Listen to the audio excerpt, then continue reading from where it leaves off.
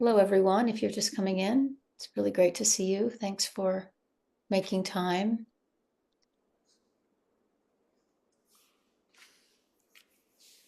And Will, I think I'll leave it to you to maybe introduce yourself and to get us started. Maybe introduce Gay if you wouldn't mind, and then we'll give the proverbial mic over to her.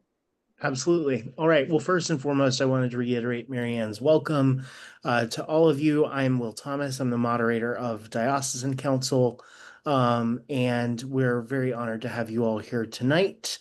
We're also really honored to have the Reverend Gay Jennings, who we have asked to give us a review of our strategic plan over the last 5 years, and will be presenting to us findings based on her research throughout the diocese. And then we will break out for a period of discussion and come back for further group discussion and some next steps. So with that, I'm going to hand the mic over to the Reverend Gay Jennings. Thank you for Great. being with Thank you, us. Will. Thank you, Bishop. So glad to see all of you. I interviewed quite a number of you, so it's good to see you again. Hope you've had a good summer. I'll try not to be. I'm not going to read things to you. You received the summary. I'll touch on it briefly, but just a little bit of background. Bishop Buddy hoped for, when we first spoke, greater clarity about how the work stemming from the Dawson strategic plan, how that's been experienced on the ground level of the diocese. And she hoped for an understanding of how people have experienced the investment of financial resources and staff time on both an individual and a congregational level. And finally, she was interested in hearing more about the fruit that has been produced as a result of the investment of resources. So we began this evaluation. It included, there are lots of ways to do evaluations. This is the way we settled on. It included interviews with the bishop, with Dawson leaders, with selected members of the staff, and listening sessions from clergy and lay people from throughout the diocese. So I interviewed the bishop and 5 members of the staff, and there were 12 listening sessions scheduled, which were attended by a total of 105 people. 63 or 60% were lay people, and 42 or 40% were clergy. Every region was represented, some significantly represented, but every region was represented. The same questions were, some of you loved it so much you came twice, but the same questions were used in every interview and listening session. And there were really 2 categories of questions, those that pertain to the diocese in general and those regarding the Dawson strategic plan. The outcomes, the reason some general questions about life in the diocese, the reason those were asked is because the outcomes of the strategic plan are influenced by the specific context, culture, and current landscape of the diocese. And so those questions help to surface some key dynamics and realities affecting the outcomes of the strategic plan. The primary method I used for the evaluation and for analysis and interpretation of the interview and listening session responses was thematic analysis. It's a qualitative. We didn't do any surveys, no quantitative data, but plenty of qualitative data in order to identify and interpret patterns in those responses. So all that resulted in a 47-page report, which I provided to the bishop. And the summary, I believe you were sent within the last few days. So the summary it might vaguely look like what some of you would know as a SWOT analysis: strengths, weaknesses, opportunities, threats. But I did not do a pure SWOT analysis, but I find these categories helpful in terms of the questions asked and the kind of data that comes out of it. So strengths, your diocese is blessed with many, many strengths, and people easily identified strengths of the diocese. Culture, of course, affects everything. People had many positive, far more positive than less than positive or negative things about the culture. Diverse, inclusive, influenced by the region, collaborative. You've got the list there. Very positive responses about how people experience the culture of the diocese. What was very notable, and by the way, somebody on this Zoom no doubt said something brilliant during one of the listening sessions, but you don't see it here because you might be ahead of everybody in your brilliance. So if one or two people said something, it doesn't make a pattern or a trend, so it doesn't appear here. So if you're wondering where your comment is, hold on to it. Your time may well come. What was very notable across regions, across orders, across gender, across length of time in the diocese, whether or not somebody's in a leadership position, people appreciate the fact that not only does the diocese have a Dawson strategic plan, but the bishop and staff and leadership bodies actually work the plan and have worked the plan over the past 5-6 years. And people talked about the remarkable resources and initiatives in all three areas. So I think that's a very positive outcome of the listening sessions and the interviews. I don't have to tell you, you have a deeply admired and loved bishop who is a role model to many, not only in the Diocese of Washington, but beyond. People see Bishop Marianne as an extraordinary leader. I have to tell you, it's usually I get somebody or a group or a small subset of people who are just grumpy about the bishop, and they try to find a way to say it without appearing grumpy, but there wasn't even any of that.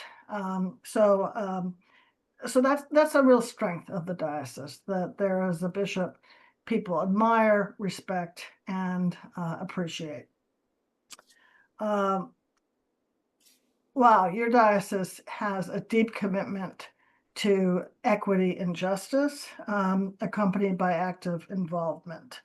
And multiple people talked about the groundbreaking work underway in reparations. And something that came out of the strategic plan, the regional structure, and deans was widely appreciated as well. Not just by the deans who had their own listening session, but by others as well.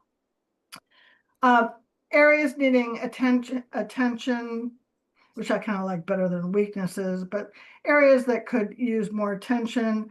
The culture, I didn't get a lot of patterns in terms of a negative culture, but there are people who it's influenced by the fact, and you all know it, that there is geographical isolation, which leads to relational isolation.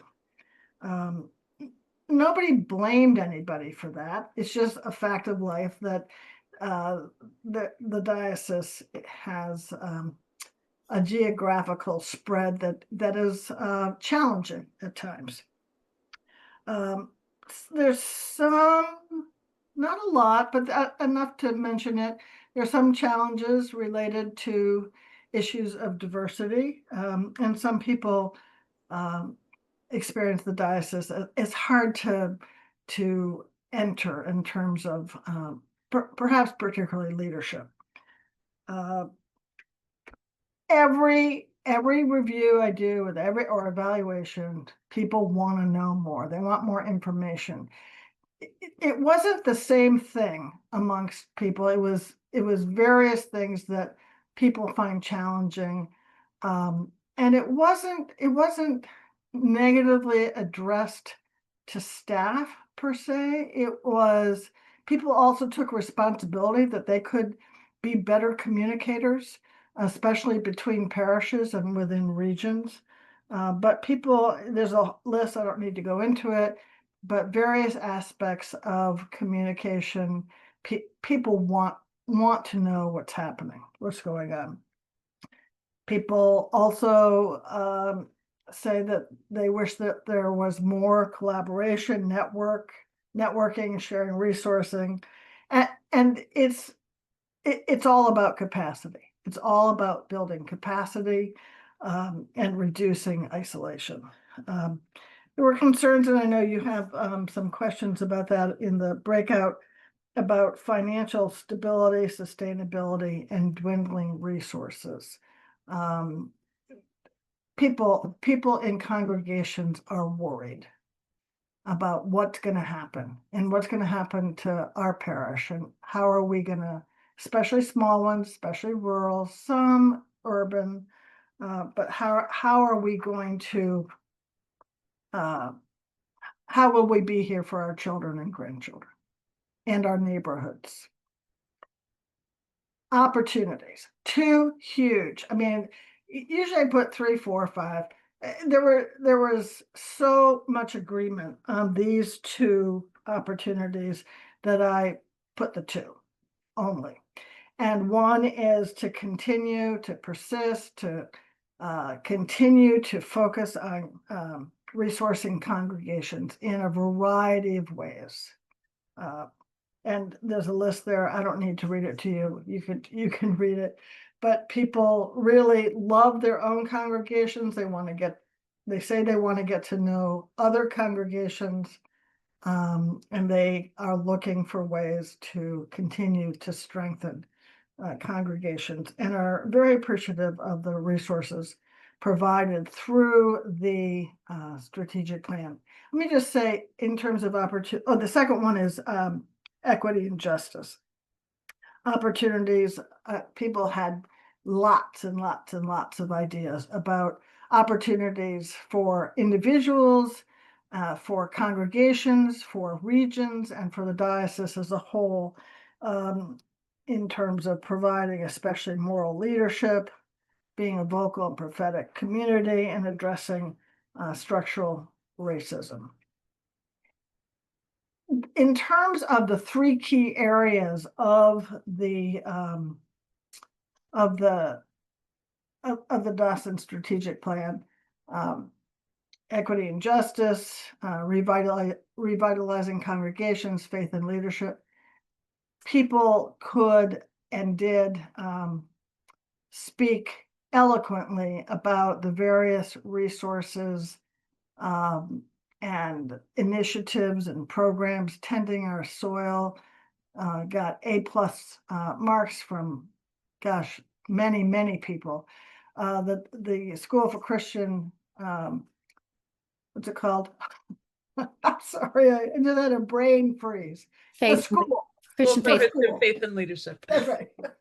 The school was, people spoke about how the school kind of helped them make it through COVID, through the pandemic, and acknowledge and appreciate the way it has evolved.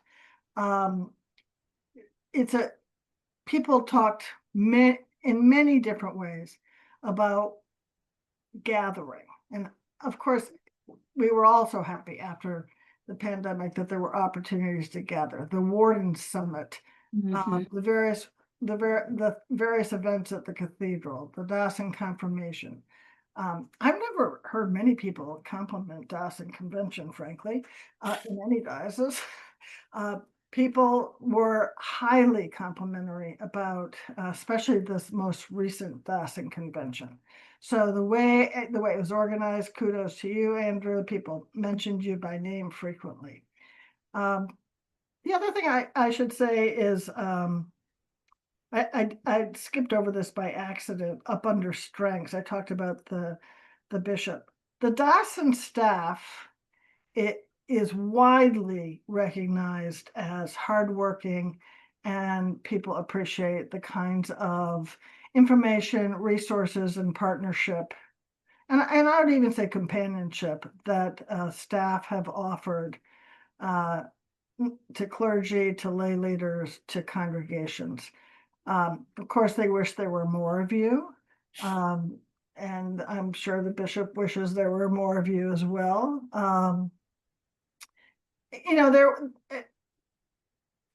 Anything negative about the staff had more to do with, I wouldn't even categorize it as negative. It was just a recognition that sometimes that goes back into the communication. There were some people who just wish they had more understanding of how the staff is organized, who to call for what. But I went and looked on the website. I could figure out who to call for what. But nonetheless, it's perception and reality are not always exactly the same thing. So I would close by saying that my favorite quote, and I want to go back to the plan. My favorite quote of the hundreds of responses I received was, "The diocesan strategic plan has allowed us to embrace hope." I think that I went away from this from somebody who didn't even know you had a strategic plan. I mean, there's no reason that I would have. People noted that it allowed them to, they felt freed up in new ways to experiment, to innovate, to try new things, to not necessarily get it right the first time, but there's no shame or blame in that, just an opportunity to try again. People talked about the plan in ways that led me to think that the plan in many ways has anchored the diocese. And I would say many of you on governing bodies, especially council, talked about it anchoring your work as clergy and as diocesan leaders. Interestingly, some people in congregations who are not involved in leadership positions don't necessarily connect various programs and initiatives to the diocesan strategic plan. They think they're great. They think tending our soil is great, but they didn't know it was part of the plan. So when people say, "Well, I wish I knew more about the plan," they probably know a lot more than they think, but didn't necessarily make that connection. There's disappointment on some that somehow the strategic plan, and I'll just go for one more minute, didn't reshape everything in the diocese, didn't cure miraculously, increase capacity to a very high level, or bring children back, or fixed all the buildings. I mean, all the things that every faith group and denomination and church-wide organization is facing. And I said in the report, no strategic plan's that powerful, but what is powerful about your diocesan strategic plan is that it is, I don't want to say relentlessly, but I mean that positively, relentlessly addressing how best to build capacity. Capacity of people and congregations to be even more spiritually grounded, trusting in God's goodness, more creative, more connected, more resilient, and more courageous to navigate the sometimes deep waters of what it means to be the church in these times. So, what it's done is worked toward, and it's worked really well in some places. Some places have for various reasons, not participated in ways, you might have hoped, but the overwhelming sense of the people I spoke to is that the context of church life is very difficult now, and this is helping them. These programs, initiatives, focus, direction on equity and justice, revitalizing congregations and faith and leadership is what's needed for this time. So, is it perfect? No, but has it gone a very long way? I would say it's been an overwhelmingly positive experience. Do people have gripes about things? Sure, they're people. But I came away agreeing with what that one individual said, that the plans allowed the diocese and its people and its congregations to embrace hope. And thank you, Bishop, for the opportunity to meet so many of the people you serve. Thank you, Gay. Thank you. Yes, thank you so much for all of your hard work and for these wonderful insights. Yes, absolutely. So I think now in the chat, you have seen and will see 3 kind of questions to help frame a small group conversation into which Anne-Marie will break you out shortly. Anne-Marie, are we at the ready for? We are. Okay, Andrew, I see. Yeah, Will, how long do we want to do the breakout rooms for? 15 minutes? 20 minutes? I can't remember. I said 20 minutes, which would get us to 7:42, 7:45, and then 15 minutes of collective conversation. Anne-Marie's on it. Before we leave, Keely, can you reshape the questions? These questions are seen as conversation starters. I just need to reshare. Sorry, I mistyped. Reshare, not reshape. Oh. Reshare. but they can be reshared. But also these questions are conversation starters, and if there are other directions in which you and your group feel called to address, we will welcome that conversation. We'll reconvene in about 20 minutes to share out as a group. And just a reminder that in each group, we'd like to have someone taking some notes and be prepared to maybe do a little sharing when we come back. Can I say one thing? Of course. I got so carried away by embracing hope that I did not mention the obstacles to progress. Yes. And again, these are obstacles faced by many dioceses, but available, the people have a great desire to grow in faith, numbers, and witness. And of course, an obstacle is that there aren't available resources and capacity. These are potential. Some of these are already real, and others are future focus, could possibly happen. And it's different in every congregation. Mm-hmm. Fear, we love being Episcopalian, but we have a deep congregationalism, a deep streak of congregationalism in us, so that sometimes is an obstacle and a barrier to collaboration, to networking, to sharing. So there's always that tension. And then the agreed upon the financial support. There were a number of people who talked about, and I understand that there is a task force or committee working on congregational support of the diocese. But there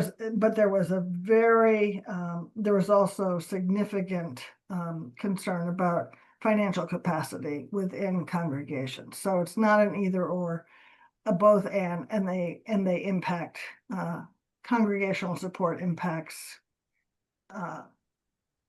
other congregations as well because of contribution support of the diocese. So I apologize for skipping right over that. Well, thank you for clarifying as we split people up into small groups.